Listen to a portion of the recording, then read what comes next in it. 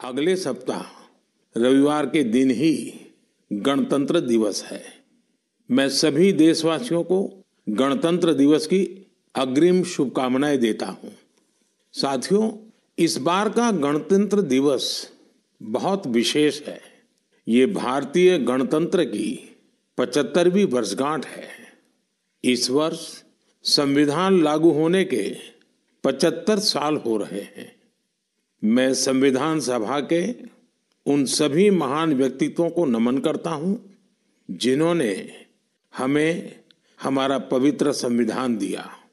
संविधान सभा के दौरान अनेक विषयों पर लंबी लंबी चर्चाएं हुई।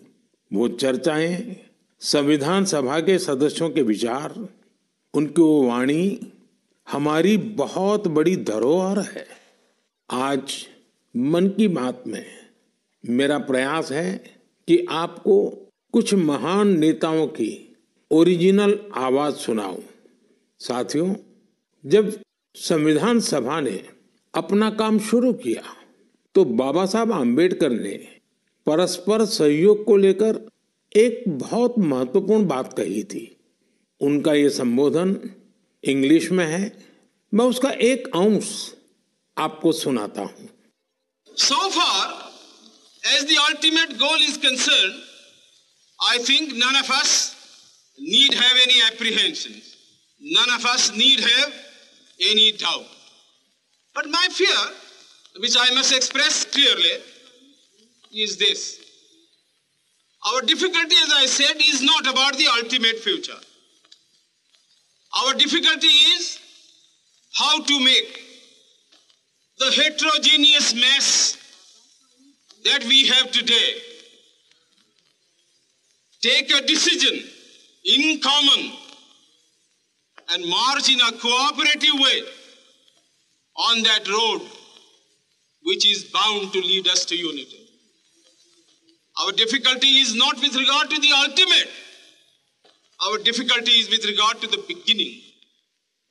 साथियों, बाबा साहब इस बात पर जोर दे रहे थे कि संविधान सभा एक साथ एक मत हो और मिलकर सर्वहित के लिए काम करे। मैं आपको संविधान सभा की एक और ऑडियो क्लिप सुनाता हूं।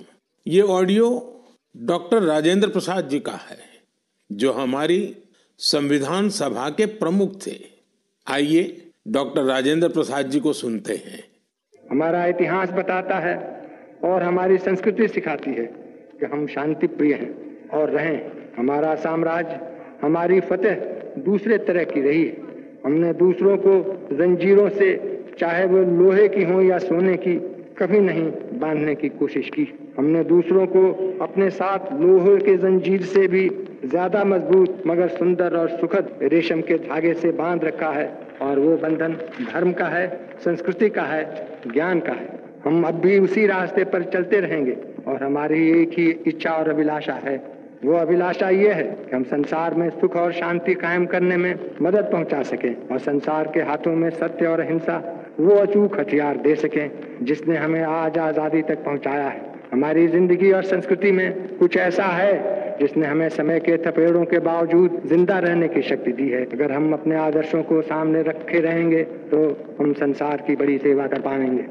साथियों, डॉक्टर राजेंद्र प्रसाद जी ने मानवीय मूल्यों के प्रति देश की प्रतिबद्धता की बात कही थी।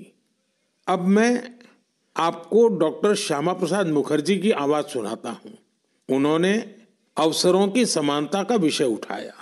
डॉक्टर श्यामा प्रसाद मुखर्जी ने कहा था, I hope, sir, that we shall go ahead with our work in spite of all difficulties and thereby help to create that great India, which will be the motherland of not this community or that, not this class of it, but of every person, man, woman and child inhabiting in this great land, irrespective of race, caste, creed or community. Everyone to have an equal opportunity so that he or she can develop himself and herself according to the best talent and serve the great common motherland of theirs. साथियों, मुझे उम्मीद है आपको भी संविधान सभा की debate से ये ओरिजिनल ऑडियो सुनकर अच्छा लगा होगा। हम देशवासी को इन विचारों से प्रेरणा लेकर ऐसे भारत के निर्माण के लिए काम करना है जिस पर हमारे संविधान निर्माताओं को भी गर्व हो।